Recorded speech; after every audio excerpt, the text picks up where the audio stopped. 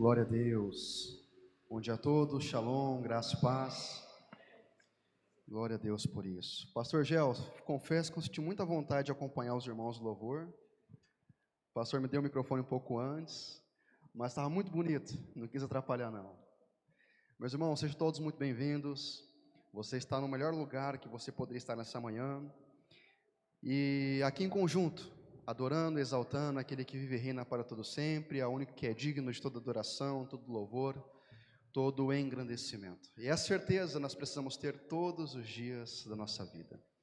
Vamos para a palavra do nosso Senhor.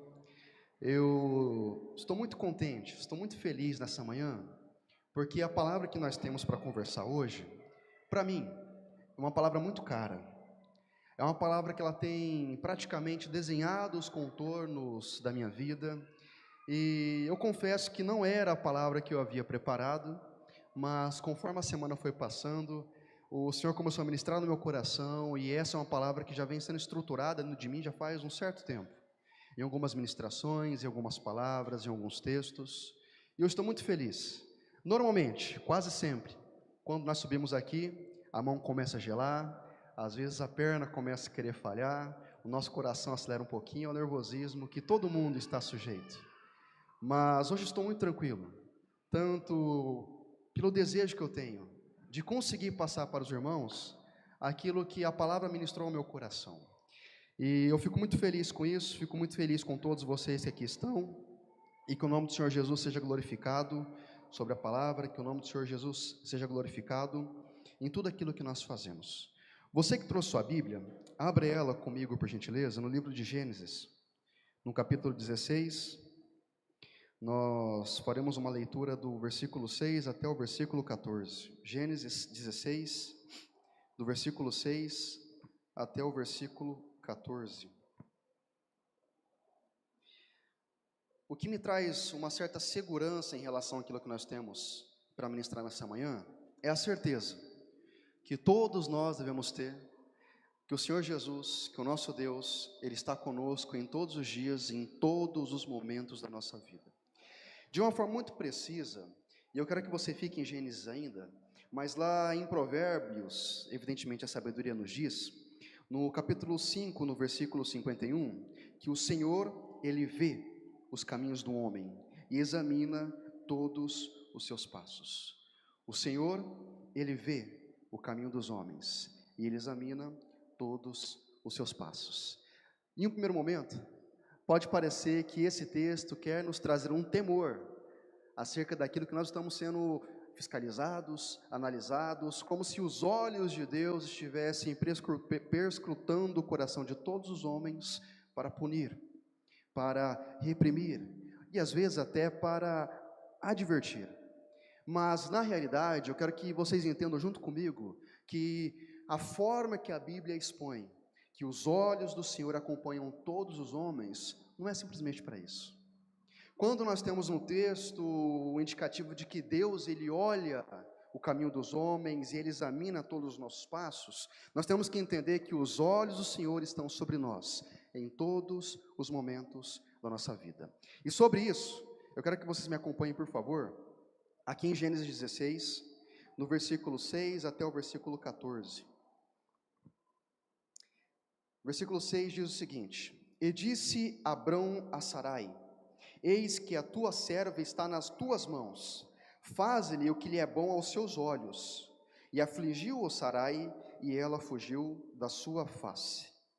7. E o anjo do Senhor a achou junto a uma fonte de água no deserto, junto à fonte no caminho de Sur, e disse: Agar, serva de Sarai, da onde vens e para onde vais? E ela disse: Eu venho fugida da face de Sarai, a minha senhora. Então lhe disse o anjo do Senhor: Torna-te para a tua senhora e humilha-te debaixo das tuas mãos. Disse-lhe mais o anjo do Senhor: Multiplicarei sobremaneira a tua descendência, que não será contada, por numerosa que será. Disse-lhe também o anjo do Senhor: Eis que concebestes, e darás à luz a um filho, e chamarás o seu nome Ismael, porquanto o Senhor ouviu a tua aflição. E ele será homem feroz, e a sua mão será contra todos, e a mão de todos contra ele, e habitará diante da face de todos os seus irmãos. E ela chamou o nome do Senhor, que com ela falava: Tu és o Deus que me vê. Porque disse: Não olhei eu também aqui para aquele que me vê? Por isso se chama aquele poço de Beer-lahai, eis que está entre Cádiz e Berede.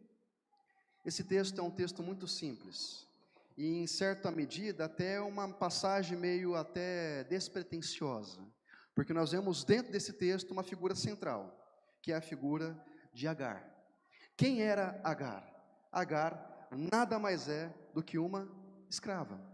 Agar, ela era a escrava que servia a Abrão e a Sarai. E perceba, aqui nós temos Abrão e Sarai, antes da conversão do nome deles, para Sara e para Abrão. Você tem o início de um povo, você tem a origem do povo hebreu na figura de Abraão, mas nesse texto, o destaque que se dá é a escrava. E normalmente, quando nós olhamos para uma escrava, o que nós vemos? Nós não vemos praticamente nada, porque se existe alguém que não merece atenção dentro daquele contexto, era a escrava, eram os escravos. Acontece que dentro desse texto, nós vemos também Sarai, a esposa de Abrão, pai, ou melhor, a mãe de Isaac, que nasceria depois de muito tempo, uma mulher estéril, que por não conseguir dar filhos ao seu esposo, ela então oferece ao seu esposo a sua escrava. Então ela entrega a Abrão quem? Agar. E ela diz a Abrão o seguinte: olha, essa é a minha escrava e ela te dará o seu filho. E isso acontece. Nós sabemos então que Agar, ela concebe, mas a partir do momento em que Agar concebe, a situação muda. Aquela mulher escrava, que passaria a servir para suprir uma necessidade daquele casal, agora passa a ser desprezada. Se antes já não digna de atenção, agora, com certeza, para aquele casal, digna de um desprezo. E o que nós vemos aqui então, dentro desse texto específico? Nós vemos Agar fugindo da presença de Sarai, com medo, evidentemente, daquilo que ela poderia sofrer. Ou seja, nós vemos, talvez, a maior aflição até esse momento que Agar sofreu em toda a sua vida como escrava. Agar então, já com a criança no seu útero, já concebido aquela criança, ela foge do seu senhor, ela foge da sua senhora, sem rumo, talvez sem saber para onde ir, porque tudo que ela conhecia, tudo que ela vivia, estava dentro do jugo de Abrão e de Sarai. Aquela escrava, que não era digna da atenção dos seus senhores, vai para o deserto. Aquela escrava, que inclusive não era israelita, não era da descendência de Abrão, mas sim egípcia, um outro povo, outras culturas, que talvez sequer conhecia o Deus de Abrão. Só que naquele momento do deserto, desamparada, talvez na sua maior aflição, o que acontece? O anjo do Senhor a encontra. E olha que interessante, todas as vezes que nós vemos no texto bíblico a palavra, ou melhor, o artigo definido o anjo e não um anjo, é porque não era um anjo qualquer. É porque não era apenas um mensageiro trazendo uma mensagem para Agar, mas é porque era o próprio Senhor. O anjo do Senhor chega até Agar no deserto. Talvez no pior momento da vida de Agar, quem ela recebe? Não seu senhor Abrão, não a sua senhora Sarai, mas o Senhor dos senhores, o nosso Deus. E quando ele chega para Agar, ele pergunta a Agar, já revela quem ela era, serva de Sarai: da onde tu vens e para onde tu vais? E ela responde: olha, eu estou fugindo da face da minha senhora. Mas o que nós vemos aqui em relação ao próprio Senhor dizendo para ela é uma coisa às vezes até que para nós estranha. Quando nós vemos o Senhor respondendo a Agar, nós não vemos o seguinte: olha, vai então para o lugar tal que lá você terá conforto, vai então para a fonte tal que lá você terá provisão. Não, sabe o que o Senhor diz para ela? Volte à presença da sua senhora e sobretudo humilhe-se perante ela. Mas o Senhor estabelece para Agar naquele momento uma promessa. Que promessa é essa? Eu zelarei com a tua descendência. A sua descendência será tão multiplicada que não poderá ser contada nem cortada, porque será um povo forte. Faça o que eu estou te dizendo, que eu vou te garantir a promessa que eu te fiz nesse momento. E Agar volta. E isso às vezes até nos parece estranho, porque depois de certo momento, Agar também ela vai embora. Ela não permanece dentro daquela família, tanto é que ela é liberada com o seu filho. Mas o que nós temos nesse texto específico é muito mais um cuidado com o Senhor em relação àquela escrava. Aquela mulher que não tinha nem merecia a atenção dos seus senhores na terra, agora chama a atenção do Senhor Todo-Poderoso. E sabe qual que é a conclusão de Agar naquele momento? Ela escuta a voz do Senhor e ela fala o seguinte: tu és o Deus que me vê. Naquele momento, Agar, de forma totalmente diferente, ela dá a Deus também um nome. Agar, ela dá a Deus o nome de El-Roi, o Deus que vê. E nós entendemos que Deus aceitou esse nome também, entre todos aqueles que identificam alguma característica dele. Por quê? Porque se o texto está aqui, justamente é porque Deus referendou isso. Naquele momento, Deus estava olhando para Agar. E Agar teve a certeza de que Deus via ela, inclusive no momento da sua maior aflição. E talvez aqui, o que nós devemos nos ater e nos apegar é em uma das características do nosso Senhor. Qual característica é essa? Deus é o Deus que Ele me vê. Mas na realidade, a visão do Senhor nesse sentido, não é simplesmente um sentido que Ele pode te enxergar. A visão, no caso, que Deus estava manifestando sobre Agar, não era simplesmente enxergando ela no deserto, naquele momento de aflição. Na verdade, aqui Deus é aquele que me vê, traz não apenas uma característica de sentido, de visão, de enxergar, mas sobretudo algo que indica uma identidade e também um conhecimento. O Senhor, Ele viu Agar, e juntamente com aquela visão trouxe a identidade de quem ela era. E sobretudo, um conhecimento daquele momento que ela estava vivendo, daquela aflição que ela estava passando, e sobretudo, daquilo que estava por vir. Deus nos vê, nos traz justamente um sentido de identidade para a nossa vida, e sobretudo, um conhecimento do nosso passado, do nosso presente, e também um apontamento para o nosso futuro. E quando nós vemos, por exemplo, lá em Gênesis 1:31, nós temos o seguinte texto: viu Deus que tudo o que tinha feito, e eis que tudo o que era feito era bom. Ele viu e identificou. Jó 34:21, pois Deus vê o caminho dos homens, Ele enxerga cada um dos seus passos, Ele vê e Ele conhece. 2 Crônicas 16:9, pois os olhos do Senhor estão atentos sobre toda a terra para fortalecer aqueles que se dedicam totalmente de coração. Dedicação e identidade. E por fim, Salmos 34:15, os olhos do Senhor voltam-se para os justos, e os seus ouvidos estão atentos ao grito de socorro. Conhecimento. Ele te vê, Ele te identifica e Ele também te conhece. Agora, dentro dessa passagem, dentro desse relacionamento que o Senhor Deus teve com Agar, nós temos praticamente que 3 pontos a destacar aqui. Qual é o primeiro? Deus é o Deus que vê a nossa aflição. Segundo, Deus é o Deus que vê a nossa conduta. E terceiro, Deus é o Deus que vê e conhece o nosso futuro. Justamente também acompanhado da nossa família. Deus é aquele que tem todo o poder, é o ser onipotente, onisciente, onipresente, mas Ele faz questão de revelar ao coração dos filhos aquilo que Ele conhece. O seu passado como você, Deus conhece. O seu presente como você, Deus também conhece. Mas sobretudo, o futuro que você não conhece, Ele vê. E ao contrário de nós, Ele conhece. E como um bom pai, o que Ele faz?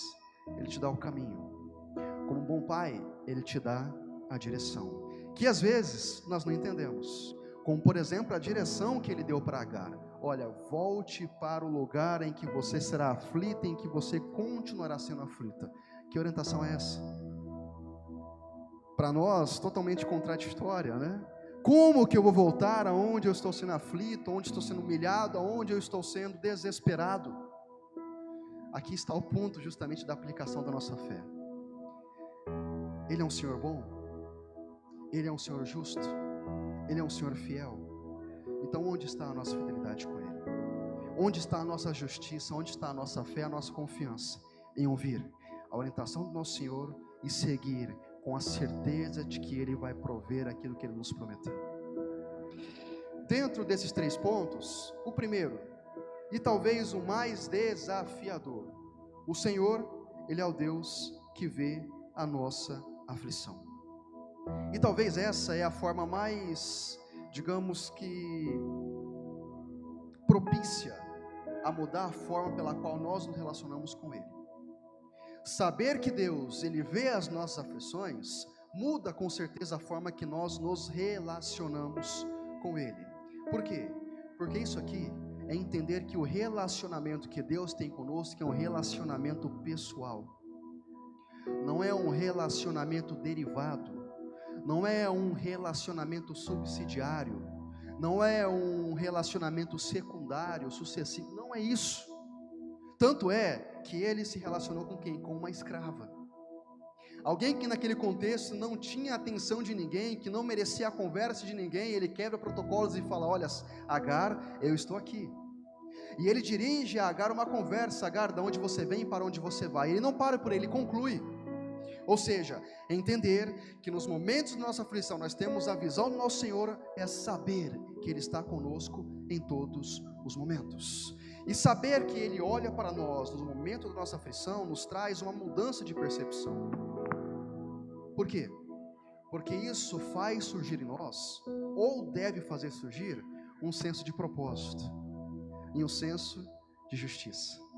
Na verdade, não existe nada que traga tanta indignação ao nosso coração como a injustiça.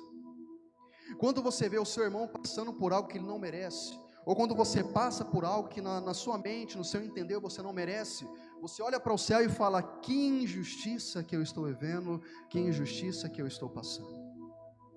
Mas o que nós entendemos com Agar? Que na realidade, a forma como nós visualizamos e interpretamos uma situação está restrita ao nosso presente.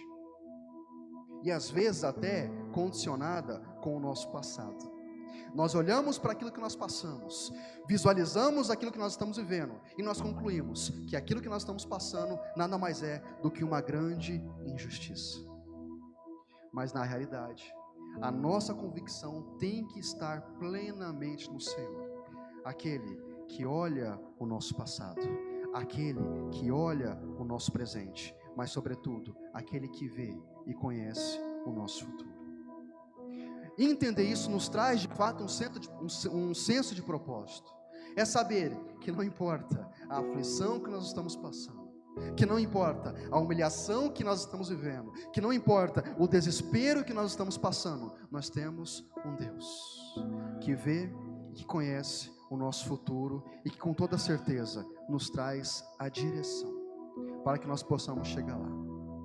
Olhe para Jesus, por exemplo. Senhor, se possível for, passe esse cálice de mim. Naquele momento, dentro da sua humanidade, da sua honestidade, o Senhor Jesus pediu a Deus: se for possível, passa esse cálice de mim, mas que sobretudo seja feita a sua vontade. Dentro da nossa visão, dentro da nossa percepção, tamanha injustiça passou Jesus, por morrer sem pecado, por morrer sem erro, sem engano, por morrer sem merecer morrer. Tamanha injustiça o nosso Senhor passou, por ser açoitado por ofensas que Ele não praticou, por erros que Ele não cometeu, não, mas para remir o nosso pecado como humanidade e o nosso erro, a nossa injustiça. E aí quando nós olhamos para a figura do nosso Senhor, então a nossa percepção muda, né? Olha, se Ele morreu sem merecer, que injustiça eu estou passando então? Você entender que Deus é aquele que conhece e vê o seu futuro e que te traz uma promessa, e a própria palavra confirma que Ele cumprirá essa promessa, é o mesmo Deus que garante a nós que, confiando nele, nós vamos vencer, assim como Jesus venceu. Uma coisa que eu tomo para a minha vida e que dá muito certo, e eu sugiro que você passe a fazer isso, é que em toda a aflição que você estiver passando, em todo momento de desespero, de insegurança, de incerteza, em todo momento em que você é levado a concluir que você está sendo injustiçado, que você está sendo aflito, injuriado, lembre-se do nosso Senhor, porque aí toda aflição nossa passa a não ser nada. Toda injustiça que nós vemos então passa a ser nada, porque nós temos o modelo do Senhor Jesus, que como ovelha muda, perante os teus tosquiadores foi levado, e sem abrir a sua boca ele foi abatido. Não existe dentro desse contexto injustiça dentro da nossa visão maior do que aquela que poderia ser cometida com o nosso Senhor Jesus, mas em nenhum momento ele reclamou. Em nenhum momento ele questionou o Pai quanto à injustiça que ele estava sofrendo, porque ele sabia que existia um porvir, e que aquilo que ele estava fazendo seria algo que traria a ele uma gratidão, que traria a ele um agrado. Tanto é que o próprio profeta Isaías, ele diz lá no versículo 53, verá o fruto do seu trabalho, verá a sua posteridade, e ele se alegrará. Não existe, meus irmãos, não existe injustiça para com a nossa vida quando nós temos o nosso Senhor. Pode parecer, mas não é, porque Ele é o que conhece o nosso passado, vê o nosso presente, mas sobretudo é aquele que está no nosso futuro. E talvez não, com toda certeza, por estar imbuído de toda essa certeza, o apóstolo Paulo, ele faz não apenas um convite, mas uma grande convocação para o seu discípulo amado Timóteo. Quando nós lemos as epístolas, precisamente a segunda epístola de Paulo a Timóteo, nós vemos uma convocação muito precisa e objetiva. E a convocação que Paulo faz a Timóteo não é: Timóteo, venha passar comigo uma temporada aqui em Creta, nós vamos pregar para os cretenses. Venha passar comigo uma temporada de ministério aqui em Efésios, nós vamos ministrar para aqueles que precisam. Venha comigo, vamos pregar aqui para os outros. Não! Sabe qual que é a convocação que Paulo faz para Timóteo? Timóteo, isso está em 2 Timóteo 2:3, sofre pois comigo as aflições como um bom soldado de Jesus Cristo. Que coerência é essa? De você convidar o seu discípulo amado para sofrer contigo as aflições do ministério. Que convicção é essa que Paulo tinha para convidar Timóteo a sofrer com ele as grandes tribulações que tinha para pregar a palavra do nosso Senhor Jesus? A convicção que Paulo tinha era simplesmente aquela que Deus revelou a Agar no deserto: olha, eu conheço o seu passado, eu estou no seu presente, mas eu também vejo o teu futuro. Paulo tinha a convicção que no final da sua vida, mesmo sendo açoitado, mesmo sendo aflito, ele não seria desamparado. E na conclusão que nós temos nessa epístola de 2 a Timóteo, nós vemos isso. Nós vemos Paulo falando: olha, eu estou passando frio, ninguém me amparou no meu julgamento, ninguém deu uma mão amiga, mas até aqui o Senhor não me desamparou. Ele esteve comigo em todos os momentos e Ele estará comigo até o fim. A convicção que Deus via ele não era simplesmente de enxergar aquilo que ele estava fazendo, mas era uma convicção que ele conhecia o seu passado, que ele enxergava o seu presente, mas sobretudo que ele via o seu futuro. Não existe aflição que fuja da visão do nosso Senhor. Não existe futuro desenhado a nós sem a presença do nosso Senhor. Segundo ponto: primeiro, Deus é o Deus que vê a nossa aflição. E o segundo ponto, Deus é o Deus que vê a nossa conduta. Deus é o Deus que vê a nossa ação. E aqui, eu tenho para comigo que é simplesmente a maior certeza e a maior motivação que nós temos para fazer sempre a coisa certa. No Imersão, o Alinhamento de Propósitos, o pastor Felipe nos trouxe uma frase tremenda. Ele disse, dentro desse nosso grande alinhamento, que não existe uma pessoa sem caráter. Ou a pessoa, ela tem um bom caráter, ou a pessoa, ela tem um mau caráter, mas nunca ela não terá um caráter. Ou seja, como que se define o caráter de um sujeito, de uma pessoa? Evidentemente pelos frutos que ela frutifica. Evidentemente é pelas ações, pela sua conduta. Evidentemente é sobre aquilo que ela planta.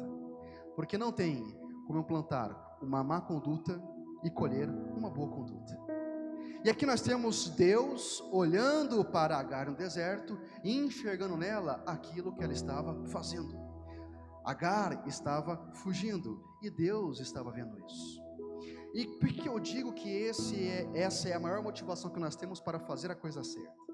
Porque por muito tempo nós ouvimos que o bom caráter é formado quando nós fazemos algo sem que alguém esteja olhando, não é verdade? O bom caráter tem aquele sujeito que faz a coisa certa quando outras pessoas não estão vendo. Eu faço a coisa certa simplesmente porque essa é a coisa certa. Eu sou honesto simplesmente porque essa é uma característica de honestidade. Eu faço bem simplesmente porque isso é o bem. Eu amo simplesmente por amar, sem interesse nenhum em ter uma contraprestação com isso. E quando nós temos nossos irmãos nos olhando, fica muito mais fácil. A gente não desrespeitar o outro, a gente não humilhar o outro, a gente não implicar sem motivo com uma outra pessoa. Por quê? Porque nós temos olhos em cima da gente. Acontece que essa premissa de que o bom caráter se dá quando nós fazemos o certo sem que outro alguém esteja nos olhando está incompleto. E eu falo por quê? Porque não existe momento nem lugar em que você esteja encoberto dos olhos do nosso Senhor. O pastor Gel pode não estar me vendo, meu pai pode não estar me vendo, a minha mulher pode não estar me vendo, a minha mãe e meu filho pode não estar me vendo, meu pastor pode não estar me vendo, mas os olhos do Senhor sempre estará sobre mim. E essa deve ser, ou esse deve ser o maior parâmetro que nós temos que ter para estabelecer dentro de nós um bom caráter. Um cristão de fato com boas maneiras. E aqui eu lembro, até de uma forma muito cômica, isso lá nos meus 10 anos de idade mais ou menos, eu tinha um costume, que na verdade para mim era um hobby que eu não entendia, para não falar vício, tá? Na minha infância, eu gostava muito de colecionar cartinhas que se vendiam dentro de várias conveniências. Na época, perto da minha casa tinha uma Cordil. Os irmãos mais experientes vão lembrar da Cordil aqui em Campo Grande, Mato Grosso do Sul. Eu lembro que às vezes meu pai me dava dinheiro para lanchar na escola. O que eu fazia? Eu não lanchava. Eu esperava sair da escola, passava na Cordil e comprava as cartinhas. Eu lembro uma vez que eu lembro disso como se fosse ontem. Eu deveria ter uns 10, 11, 12 anos no máximo. Eu tinha 50 centavos. Eu lembro que cada pacotinho de cartinha custava 10 centavos. E aí teve um ajuste de preço que de 10 passou a ser 25 centavos. E aí em certo dia eu fui lá com os meus 50 centavos e não era o dono, era um dos seus funcionários, e eu pedi, olha, eu quero 50 centavos de cartinha. No meu cálculo, 2 pacotes. Aquele rapaz me trouxe 5 pacotes. Por quê? Porque na cabeça dele não havia uma alteração do preço, ele não tinha essa informação. Para ele, continuava sendo 10 centavos cada um. Eu peguei aqueles 5 pacotes, sabendo que na verdade eram 2 que eu deveria receber. Eu peguei na minha mão e fui pensando, virei as costas e saí. Lá dentro dos meus 10, 11, 12 anos, eu comecei a andar. E aí eu comecei a olhar para o lado direito, aquele anjinho, né, o Espírito Santo, isso não está certo. Aí eu olhava para o lado esquerdo, mas pera lá, se ele te entregou é porque ele concordou com isso, né? Aí o lado direito, não, mas ele não sabia. Aí o lado esquerdo, o problema é dele. E eu comecei dentro de mim a estabelecer aquela crise. E eu falei, chega, estou decidido. Nem eu, nem você. Fui lá e devolvi 2 e fiquei com 3.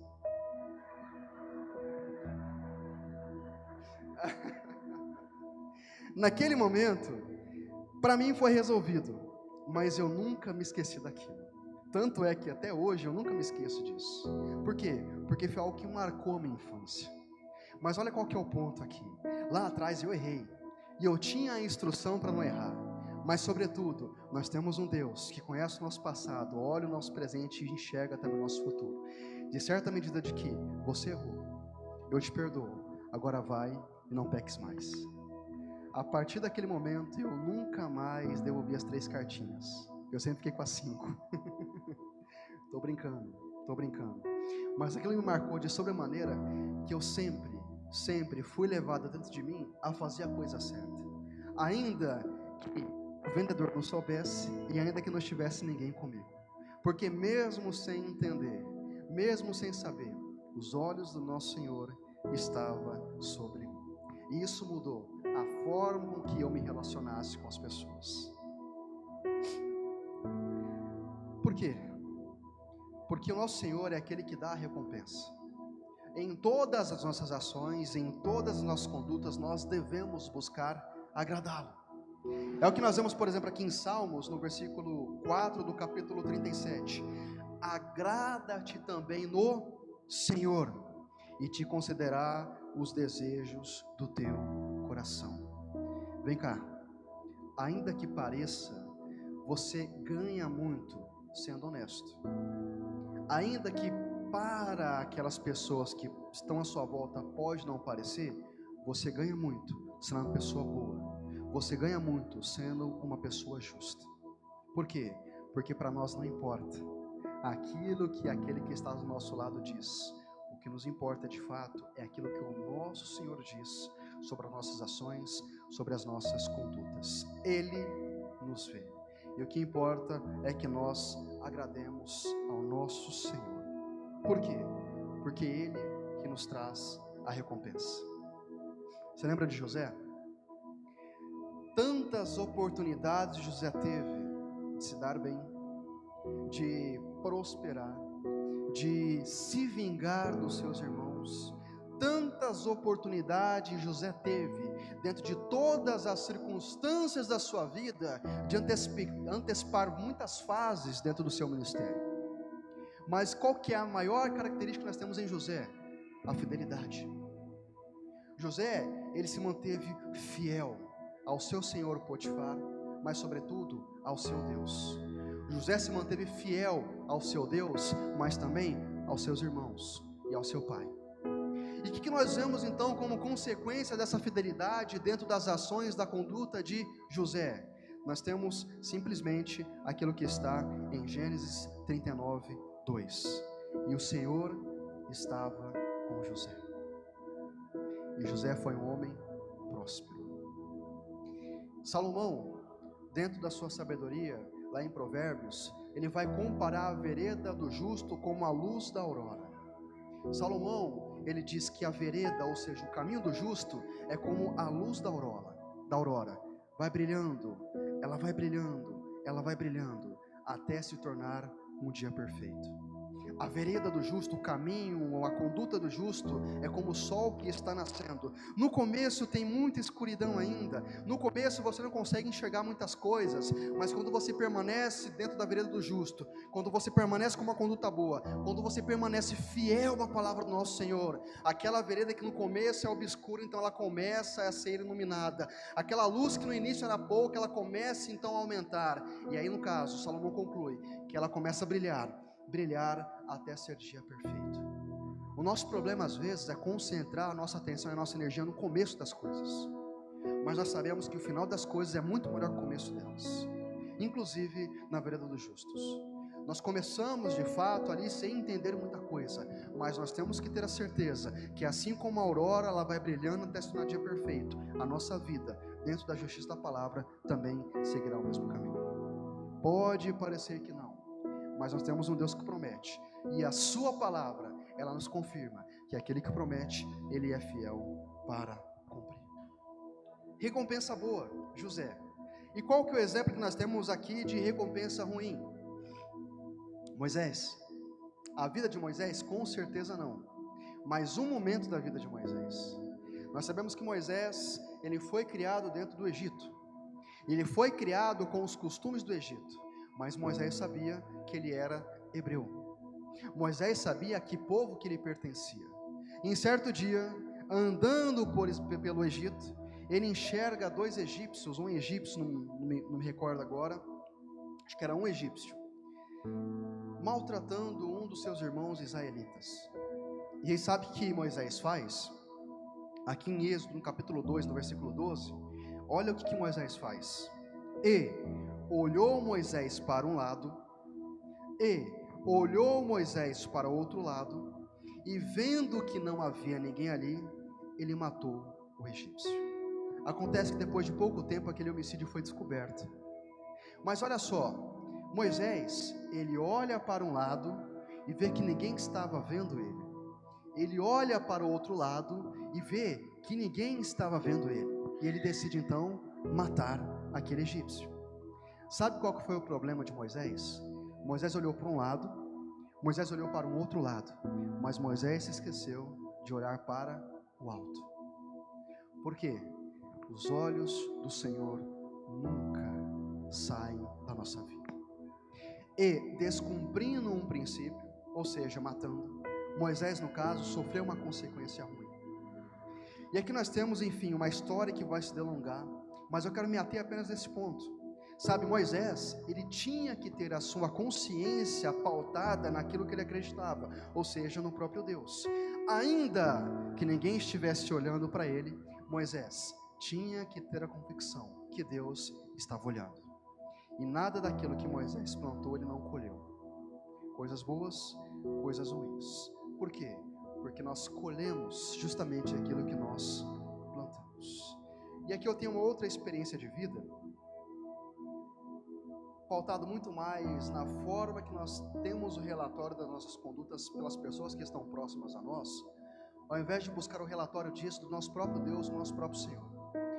Eu lembro uma vez que eu estava de 17 para 18 anos, eu tinha acabado de sair da faculdade pela manhã, e eu peguei o ônibus para ir para o serviço, e dentro de um período de integração, uns 30 minutos mais ou menos, eu desembarquei ali na Ceará com a Mato Grosso, naquele ponto de ônibus que é bem em frente ao Comper, e estava bem próximo ao horário do almoço, e como eu tinha tempo para aproveitar e esperar ali, eu decidi ir até o mercado e comprar um daqueles baguetes, né, aqueles pães recheados. Eu falei, esse aqui vai ser o meu almoço.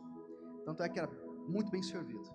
E aí, fazendo a curva para entrar dentro do supermercado, eu vi uma senhora que de fato, evidentemente, estava dentro de uma situação de rua, né, estava muito suja, não tinha, pelo menos visualmente, muita percepção de família, de amparo. E eu me compadeci daquela situação e falei, eu vou comprar, ao invés de um, vou comprar dois, e na volta eu entrego um para ela. Só que na minha inocência eu não desconfiei, também nem percebi que ela estava drogada, para ser bem claro. Fui no mercado, comprei o meu pão e comprei o pão dela, voltei. Quando eu encontrei ela sentada no mesmo lugar, eu ofereci um para ela. Falei, olha senhora, comprei para a senhora, pode levar para casa, faça o que você bem quer, é seu. Ela olhou para mim assim e falou, não quero isso aí não, eu quero dinheiro. Eu falei, dinheiro eu não tenho para te dar, mas o pão está aqui, se você aceitar, pode levar. Aí ela pegou o pão, falou, não quero pão, quero me dar cincão aí. Eu falei, senhora, não tem um cincão, aqui está o pão. Pode levar, se você não quer comer agora, come depois.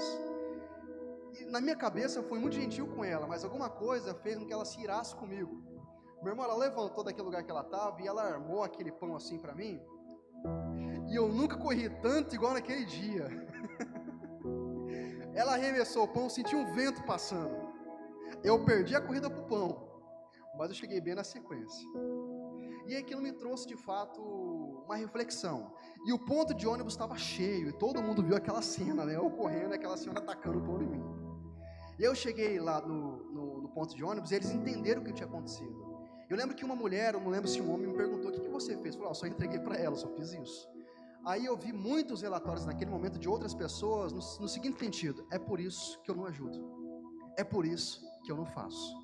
Isso me deixou um pouco desconfortável, né? Fiquei pensando naquilo, fui para o serviço, cheguei lá no serviço, e aí dentro daquela comunhão, comentei com os meus colegas, e o relatório foi o mesmo, é por isso que eu não faço, é por isso que eu não tomo essa conduta, porque eu sempre me ferro, eu nunca sou tido como uma pessoa bondosa, e aquilo ficou no meu coração também. Eu cheguei em casa, tinha alguns irmãos da igreja lá, e eu compartilhei com eles, e o relatório ele foi o mesmo, é por isso que eu não faço, é por isso que eu não tenho essa conduta. Aí eu fico pensando, será que eu tenho que me motivar pelo relatório daquelas pessoas que estão próximas a mim, ou de fato pelo relatório do nosso Senhor? Evidentemente eu não tive uma palavra do céu trazendo ao meu coração, falando o seguinte, olha, esse é o meu filho amado, em quem eu tenho prazer, como foi, por exemplo, com Jesus. mas dentro da revelação bíblica, eu sabia que eu tinha feito a coisa certa. Por quê? Nós acabamos de ler lá em Salmos 37:4, que nós vemos agradar o nosso Senhor, e o desejo do nosso coração, ele será realizado. Às vezes, nós damos nossos ouvidos muito mais a relatórios que vão desestimular a nossa ação como positiva, do que olhando justamente para o nosso Deus. Eu sei que às vezes, quando você faz algo que é bom, quando você é honesto, quando você é justo, você não escuta do céu uma grande voz em som de trovão vindo ao seu coração e falando parabéns. É porque na realidade não existe nada mais digno, não existe nada mais prazeroso do que nós fazermos aquilo que agrada o coração do nosso Senhor. E foi a isso que Agar teve como convite: olha, aquilo que eu tenho para você é isso, vai e volta à sua senhora e se humilhe em relação a ela. Primeiro ponto, Deus, ele vê a nossa aflição, Deus, ele vê a nossa conduta, e Deus, ele vê e ele conhece o nosso futuro. E um ponto importante que eu vejo nesse texto da Agar é que Deus desenha o futuro de Agar não apenas para ela, mas também para a sua descendência. Deus, ele faz uma promessa para Agar, dá um comando, uma orientação, mas sobretudo ele faz uma promessa. Ele fala: Agar, a orientação é essa: volte até a casa da sua senhora e se humilhe perante ela. Volte ao local da sua aflição e se sujeite a ela. Mas saiba que no futuro uma descendência numerosa te aguarda. E Agar faz isso. Nós nos esquecemos muitas das vezes que, como está lá em Jeremias 33:3, nós nos esquecemos que Deus, ele nos anuncia muitas coisas. Nós sabemos em Jeremias 33:3 que nós devemos clamar ao Senhor, que Ele nos responderá. Mas na sequência nós temos o seguinte: que anunciar-te-ei coisas grandes e firmes que não sabes. Nós clamamos a Deus e Ele nos responde. Ou seja, relacionamento. Um relacionamento pessoal. Como foi, por exemplo, de Deus com Agar. Aquela que era escrava, que não tinha atenção de ninguém, agora tinha a atenção e sobretudo o relacionamento do anjo do Senhor, ou seja, o próprio Senhor. Aquela mulher que estava totalmente desassistida, agora tem a atenção daquele que é o maior, daquele que é o Senhor dos senhores, daquele que todo mundo um dia busca ter, no mínimo, algum tempo da sua atenção. E olha que interessante nisso tudo, Deus é um Deus de relacionamento. Clama a mim e responder-te-ei. Relacionamento pessoal, mas a sequência: e anunciar-te-ei coisas grandes, ou seja, aquilo que está no nosso futuro.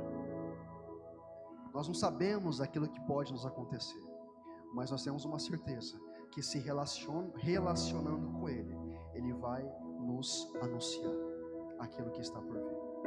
Mas mesmo que Ele não nos anuncie, nós temos que ter a certeza de que Ele é fiel para cumprir as promessas que Ele nos deixou. O segundo texto, já finalizando essa nossa ministração, está lá no livro de Jonas, e você não precisa abrir. Nós temos dentro do profeta Jonas praticamente uma complementação daquilo que aconteceu com Agar, não em relação à história, mas sim em relação à experiência. O que nós temos dentro da história de Agar? Uma escrava fugindo daquilo que ela deveria fazer, da servidão que ela tinha com a sua senhora e com o seu senhor. O que nós temos em Jonas? Um profeta, que nesse caso ele está fugindo também do seu senhor.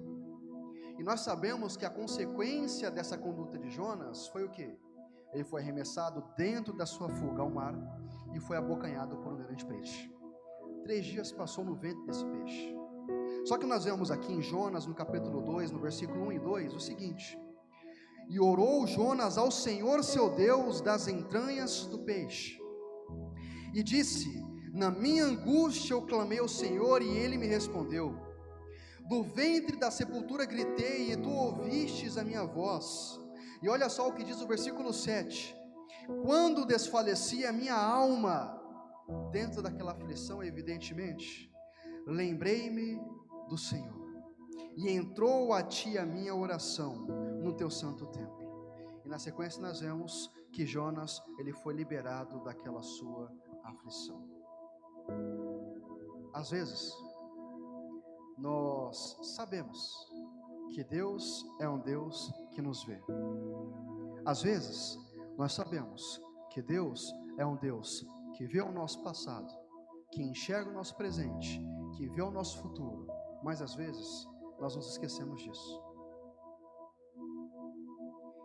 E quando nós lemos o versículo 7 do capítulo 2 do livro de Jonas, nós temos a conclusão de que Jonas se lembrou do Senhor. Jonas, assim como Agar, tentou fugir dos olhos do seu senhor, no caso de Agar, da sua senhora, mas sabendo que nunca, em nenhum momento, em nenhum lugar, os olhos do Senhor estarão encobertos para ver a nossa aflição. No pior momento de Agar, até aquele instante, o Senhor viu ela. No pior momento de Jonas, até aquele instante, quase desfalecendo, quase morrendo nas estranhas daquele peixe, o Senhor estava olhando para ele. E aí Jonas se lembra do seu Senhor. O Senhor nunca está alheio às suas aflições. O Senhor nunca está alheio ao seu desespero. O Senhor nunca está alheio à sua dificuldade. Às vezes, só nos resta lembrar disso, porque nós clamamos e Ele escuta o nosso clamor, mas lembrando do nosso Senhor, aí sim, Ele pode nos livrar da nossa aflição. O ministério de louvor pode subir, por gentileza. E para concluir essa ministração, para concluir essa palavra, eu quero voltar novamente lá em Agar, naquele momento em que ela se encontra com o Senhor. Eu quero voltar precisamente naquela orientação que Deus dá a Agar. Agar, volte ao local da sua aflição e humilhe-se perante a sua senhora. E Agar faz isso. Sabe o que nós entendemos com isso? Nós entendemos, primeiro ponto, que Agar, ela tinha fugido dos olhos da sua senhora. Segundo ponto, nós vemos que Agar recebeu o Senhor, estabeleceu com ele um relacionamento e atendeu a sua orientação e atendeu a sua palavra. Agar, volte. E Agar voltou. Só que nós sabemos também que depois de um certo período, Agar então novamente ela foi dispensada. Nós vemos então que nos versículos, nos capítulos seguintes lá de Êxodo, de Gênesis, nós vemos que Agar ela foi dada embora com o seu filho. Aí nós pensamos, que razão tem a existir, a ser, você voltar a se humilhar, sendo que logo na sequência você será libertado daquela aflição. Sabe por quê? Porque Agar, ela tinha feito algo da forma errada. Agar, ela tinha fugido dos seus senhores. Agar estava descumprindo toda a legislação estabelecida sobre aquele tempo, sobre aquela cultura, sobre aquela região. É como se Agar estivesse descumprindo algo que ela deveria cumprir. Ela saiu, fugida, e o Senhor ordenou que ela voltasse. Por quê? Para que ela fosse aflita novamente? Não, mas que ela fizesse a coisa da forma correta. Sabe por quê? Porque Deus via e conhecia o futuro de Agar. Deus sabia que Agar seria libertada daquela aflição. Da forma correta, da forma errada, não interessa para a gente, mas da forma legal, da forma justa, da forma correta. E aí, Agar só acessou a promessa que Deus tinha entregue a ela quando ela voltou ao centro da sua aflição e fez da forma correta. Fique imaginando eu, se Agar não tivesse acolhido a palavra do Senhor, o que teria acontecido? Talvez Ismael tivesse nascido no deserto e não durasse 3, 4, 5, 7 dias. Talvez Israel tivesse nascido no deserto, dado certo, mas a sua descendência cortada. Talvez Ismael tivesse nascido, mas dentro da impertinência de Agar, ele não teria alcançado a promessa do Senhor. Deus é um Deus de compromisso. Deus é um Deus de aliança. E às vezes, nós não vamos conseguir alcançar aquilo que Ele tem nos prometido por não atender o seu chamado. Jonas foi chamado a pregar em Nínive, mas decidiu fugir. Tudo aconteceu para que ele tivesse a convicção que Deus estava olhando a ele. Ele buscava fugir, mas Deus via Jonas. Se lembrando do seu Senhor, ele readequou a sua rota. Como eu disse no começo, os olhos do Senhor estão sobre você, estão sobre mim, não para te apontar o dedo, não para falar que você está agindo de forma errada, mas para te revelar aquilo que você tem que fazer, conhecendo o seu passado, enxergando o seu presente, mas apontando o seu futuro. O nosso Deus é um Deus vivo, o nosso Deus é um Deus justo, o nosso Deus, Ele é um Deus fiel.